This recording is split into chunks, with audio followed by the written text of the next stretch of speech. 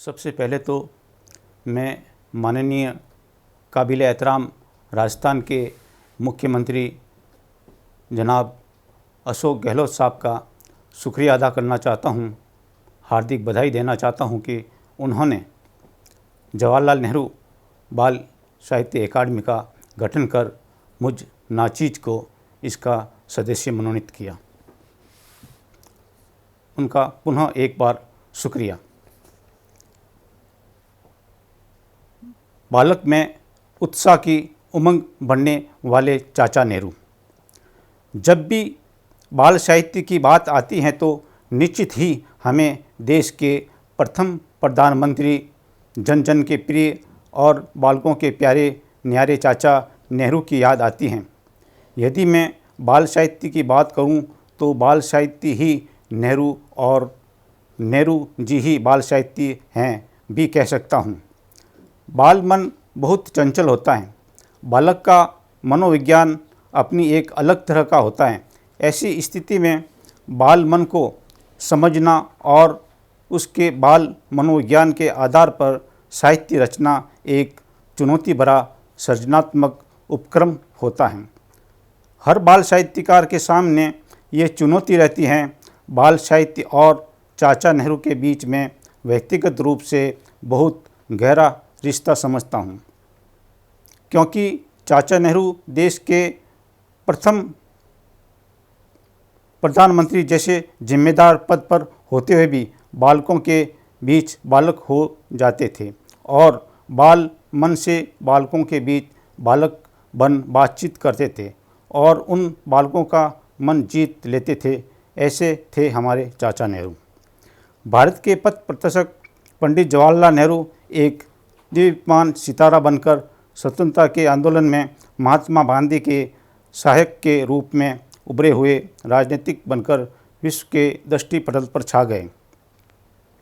भारतीय स्वतंत्रता आंदोलन के अभियान का प्रमुख केंद्र बिंदु बन पंडित जवाहरलाल नेहरू जी की लोक जीवन के प्रति आस्थाएं, देश प्रेम, सांप्रदायिक सद्भाव, स्वतंत्रता की ललक, मर्यादा, प्रकृति प्रेम, त्याग जैसी विशेषताओं ने उन्हें भारत के प्रथम प्रधानमंत्री बनने का गौरव हासिल करवाया।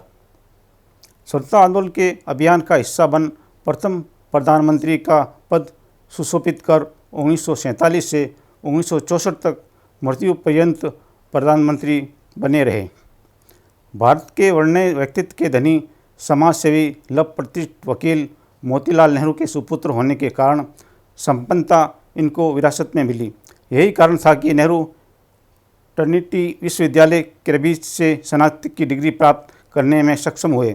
वहीं पर उन्होंने वकालत का प्रशिक्षण प्राप्त किया और भारत में आकर इलाहाबाद उच्च न्यायालय में प्रैक्टिस प्रारंभ की, परंतु राजनीति में रुचि के कारण 1910 में स्वतंत्रता आंदोलन में सक्रिय होकर राजनीति के पुरोधा बन गए।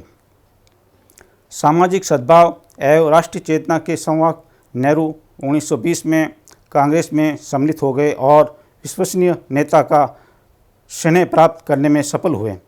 पंडित नेहरू ने 1929 में कांग्रेस के अध्यक्ष बनते ही ब्रिटिश राज से भारत को आज़ादी दिलाने का कृत संकल्प लिया और देश को आज़ाद कराने की मांग रख दी।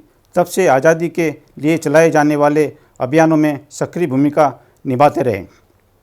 महात्मा गांधी ने नेहरू को एक बुद्धिमान और सफल नेता माना। तब से नेहरू जी ने भारत का आर्थिक, राजनीतिक एवं सामाजिक विकास का दृढ़ संकल्प लिया।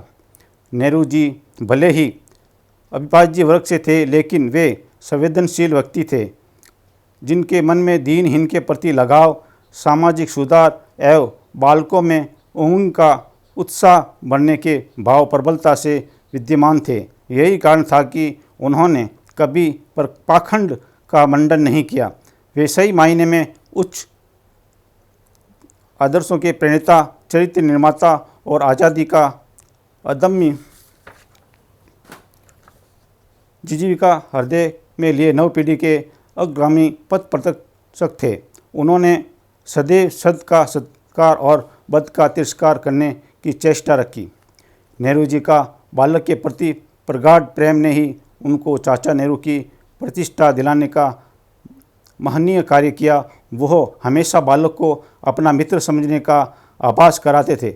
उनके पड़ोस में रहने वाली बालिका अपनी हर खुशी और गम को इस तरह साझा करती थी जैसे नेहरू जी उनके सका हो। एक बार नेहरू जी को उसने बताया कि वह आज म्यूजियम देखने जाएगी।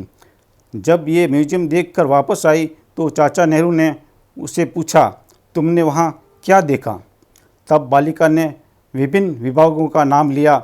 नेहरू जी ने उसे कहा, यदि मैं तुम्हारी जगह होता तो एक दिन में एक ही सेक्शन देखता। चाचा नेहरू का बाल मन टटोलने और उनका सर्जन के लिए प्रोत्साहित करने का शौक बालकों में कर्मठता, आत्मीयता एवं उत्साह की ओर अग्रसर करता है। उनकी भावनाओं को विकसित करने के लिए बाल साहित्य अकादमी को स्थापित करने की अवधारणा बनती है और वो सपना साकार हुआ है। चाचा नेहरू खास तौर से बालकों के बीच में किसी कविता की पंक्ति या किसी कहानी के बोल या कोई प्रेरक प्रसंग सुनाकर निश्चित ही साहित्य की बात करते थे, जिसके माध्यम से बालकों में बाल साहित्य के प्रति रुचि तो पैदा होती ही थी, साथ ही बाल मन में साहित्य के प्रति एक संस्कार भी प्रफुल्लित होते थे। इस तरह चाचा नेहरू के व्यक्तित्व और कर्तृत्व को हम बाल साहित्य से जोड़कर यही समझ सकते हैं, उससे अलग होके नहीं। चाचा नेहरू अपनी कोट पर गुलाब का एक सुंदर सा फूल लगाते थे, वह भी बाल मन को भाता था, जिसके माध्यम से भी चाचा नेहरू बालकों में प्रकृति और पेड़ पौधों के प्रति एक संदेश, एक सकारात्मक भाव बच्चों में पैदा कर दिया करते थे। यह भी सुखद है कि जहां देश के साहित्य में नोबेल पुरस्कार विजेता ठाकुर रविंद्रनाथ टैगोर ने बाल साहित्य लिखा, तो आज़ादी के बाद देश के ख्यातनाम साहित्यकारों ने भी बाल साहित्य रचकर बाल साहित्य के महत्व को रेखांकित किया। मेरी नज़र में बाल साहित्य सर्जन करना अति कठिन है, परंतु साहित्य समाज में बाल साहित्य को लेकर कुछ सुखद स्थितियां नहीं हैं। ऐसे में हम चाचा नेहरू की इस वर्ष 2022 की अपनी देश की पहली गौरवमयी बाल साहित्य अकादमी के माध्यम से एक नई गूंज पैदा करने का उपक्रम कर रहे हैं। उसी उपक्रम की अनुगूंज पूरे प्रदेश एवं देश में एक नया वातावरण बनाएगी। चाचा नेहरू को सत सत नमन। चाचा नेहरू को सत सत नमन।